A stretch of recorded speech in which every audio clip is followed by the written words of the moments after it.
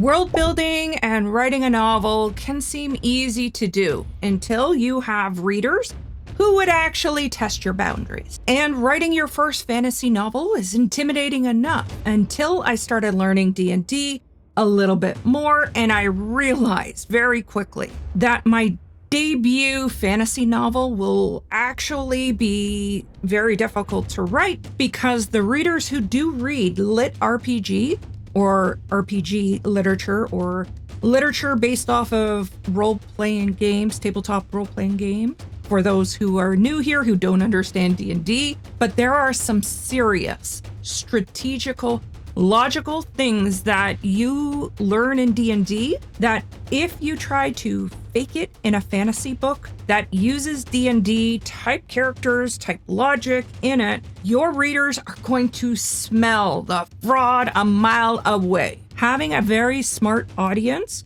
is pushing my boundaries like you have no idea, especially that I'm a newer D&D player. So the monsters that I am putting into my book, because they are based on D&D literature, that is very public. There is absolutely no way that I can fake kind of knowing about characters. Yes, I could create some new monsters, and yes, I can create different species and so on, which is something that I am considering. I'm still just starting the research phase of my debut novel series. But today I'm going to kind of bring you behind the scenes of the Hallow Chronicles. And yes, that is the series that I'm kind of basing or calling it at this moment in time.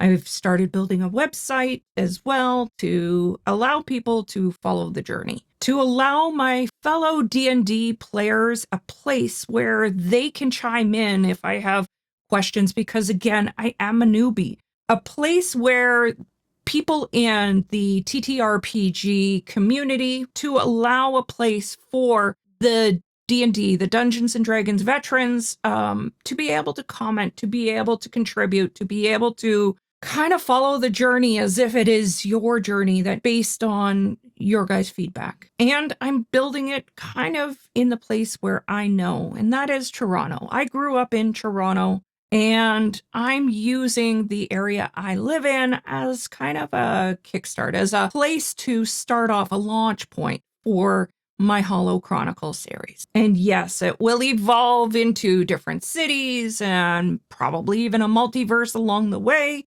because yeah, how you can explain the unexplainable? Of course, it's magic. Magic. But on magic, what I really want to do in creating the Hallow Chronicles is not only create a space where, you know, there's escapism, but there's also humor, there's a dark component, there's moral complexities that are built into it as well. And I want a kind of a thing of consequences of magic, you know? What are the consequences of magic in the face of everyday people? And I kind of want to build it where it feels structurally sound enough, where the rules feel that they're bound by the engagement that we're used to, so that it feels so structurally sound that you could almost zoom into a shadow in the corner of, you know, a local convenience store and feel that, hey, is that something that could be lurking there? I want this to become a series where you close the book for the evening, or, you know, if I get to a point that there's an audiobook out there, that you turn off the audiobook and you can't stop thinking about it. And I'm going to give kudos to Matt Diiniman yet again, because the world he created with Dungeon Crawler Carl, masterpiece. You've done a fantastic job. And yes, it doesn't follow exactly D&D logic and rules, etc., but that's okay.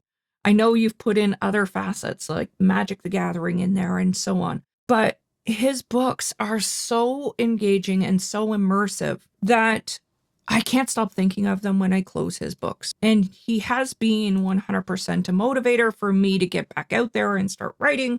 But D&D first did that. It was the one that created the spark over a year ago when I started playing D&D. Actually, it's coming up to almost, I guess, 2 years at this point. And I have to say, thanks to D&D, it's been one of the things that I have been able to use as a stress relief. It also, I'm been sober for about 4 years coming up. And one of my early sobriety stories was when my husband took me out to do a introduction to D&D at that time. My husband is a military man. He's very stoic. He's very strong and brave, but we have totally embraced our nerd culture.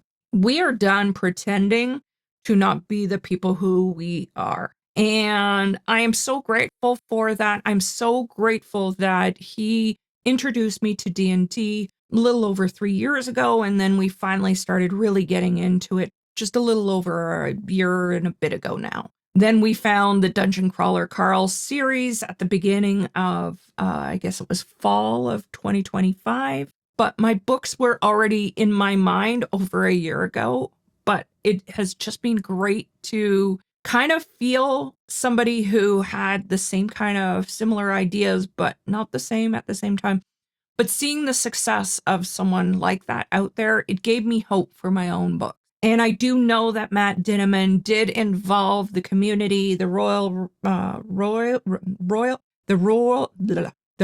Road community, I think, is where he predominantly worked out of. But I also think he has like a Discord with membership where you can even contribute and have even time with him. I have to say, brilliant way of doing it. And I'm going to give him kudos because I'm making this channel for the exact same reason, I guess, so that I can have some buy-in. And yeah, I like YouTube. I'm older, I'm 50 something, so Discord is something that I'm not as used to. I know I use it for following up on, D&D groups, etc. But for the most part, I'm really not a Discord person. I'm not a Patreon kind of thing. Oh, maybe it's a Patreon he has. Yeah, there was that scroll moment. I think it is Patreon that he has. But anyway, I do not kind of understand those yet.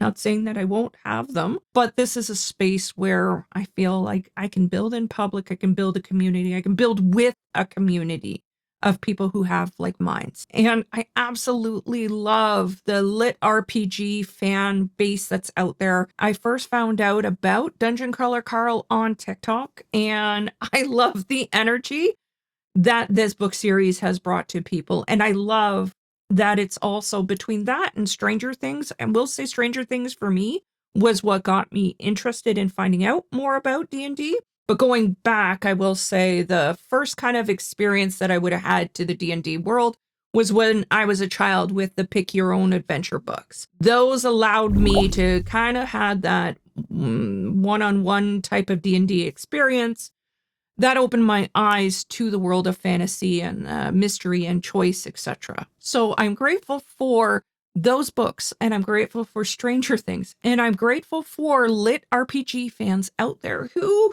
share so openly about their love for this genre. But I will say I am so very scared that I am not going to do this book series justice. Following someone like Matt Diiniman, following, groups of people who have been playing D&D for, 30 years, that's huge shoes to kind of fill. That is very intimidating for somebody who is considered very wet behind the ears still in relation to the D&D whole world experience. And I'm trying to create characters and monsters that don't feel like cardboard cutouts. I am really kind of worried that my vision of characters is very different from characters that maybe a lot of lit RPG fans would be all over. I mean, I do follow Ginny here on YouTube. I absolutely love her. She was also one of the big influences in my life of learning how to play as well. She was just so cute and so like bubbly and inviting, and I love everything about her channel. But anyway, I am seriously worried that I'm not going to do the D&D world justice as much. Now, that being said, I also know that there might be some new readers who have never been involved in the D&D world that could find my series very, interesting, because I am going to have characters who are a lot more colorful. And I do mean colorful. I am going to make sure it is an environment that is diverse, that we're not all white people who are, heroes, that people of color can be intertwined and heroes too, that there can be people who all get along instead of being argumentative on the internet, etc. Yeah, I think I'm writing this because I am sick and tired of the political shitstorm that is out there constantly. And I needed an escape, and I'm creating an escape for others who are looking for something that is going to be both fun, funny, dark, complex at the same time, and who have characters who are relatable to you in real life and unrelatable characters too. I want some of the weird in there. I want a little bit of the nerd group, like me, like my husband. I want people a little bit more out there that will feel like they have a place that has been written for them as well. But there's also a big spot for the traditionalists as well. Don't get me wrong, I'm writing this probably for everyone. Everyone who loves the D&D nerd culture specifically. That's really who it's going to be for, or who are D&D curious. Yes, I'm coining that word. There are many people who are D&D curious out there. So what I've had to do, because I am so scared of doing injustice to these books, to the community, I actually have immersed myself into everything D&D. I have the Dungeon Master's handbook. I have been reading that. I have been going through the monsters, and right now I'm waiting on little tabby things because I'm writing notes all over.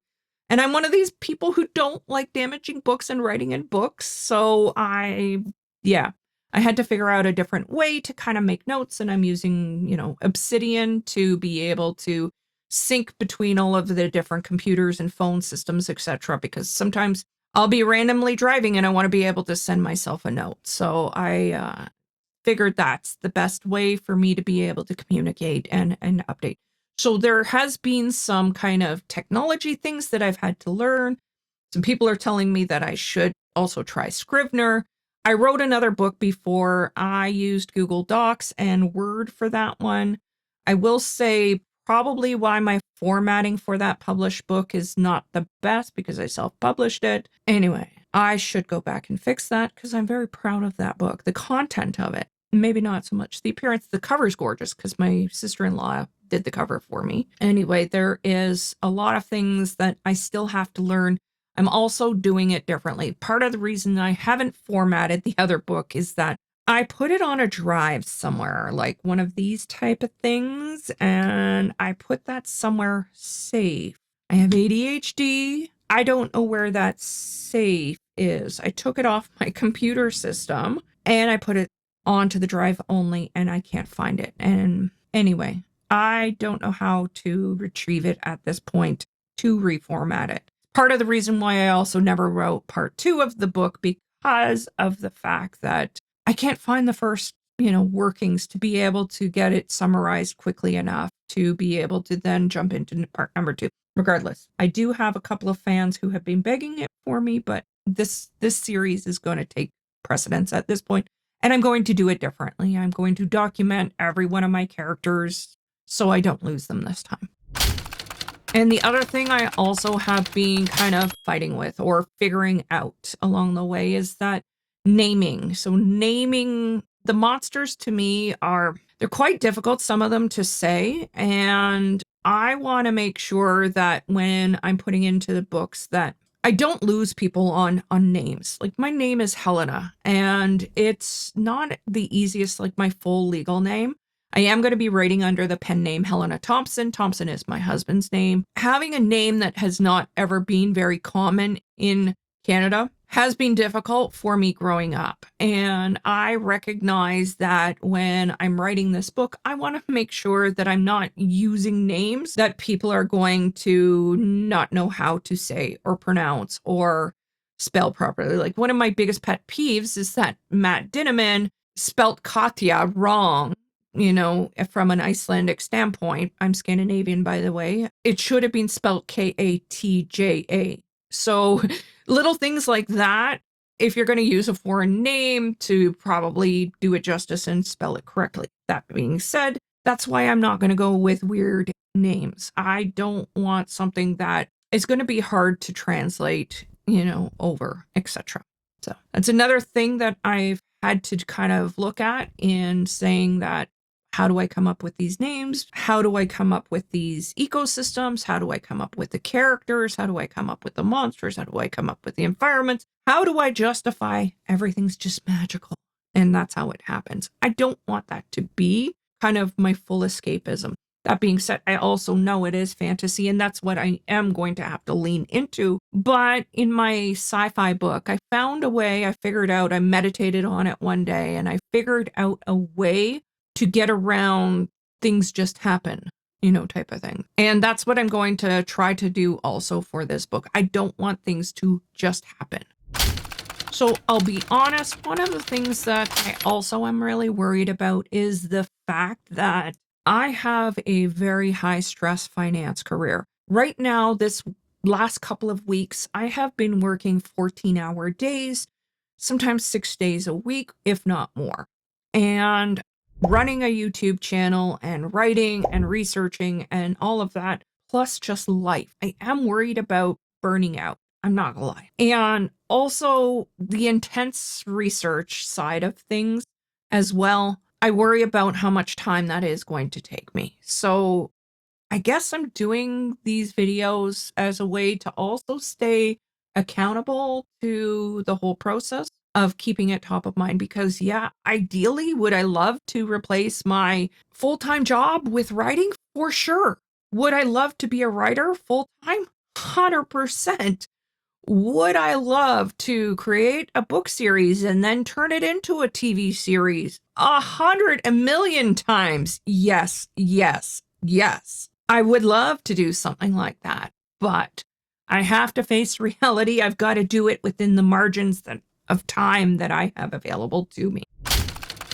So I ask you, if you are a TTRPG veteran, if you are a Dungeons and Dragons, D&D super fan, if you have been playing the game, even if it's 2 years or 40 years, I ask you to comment and share information. I would like to build a community.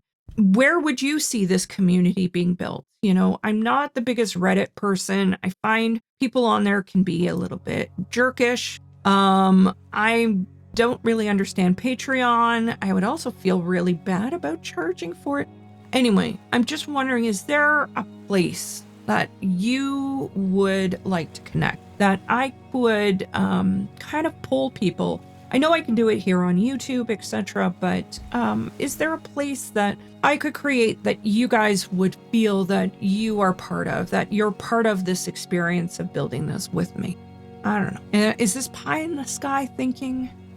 Anyway, I know YouTube in a moment is going to start suggesting another video, and I thank you very much if you stayed all the way to the end. I hope you join the team by subscribing. I hope you join me in future videos here as well.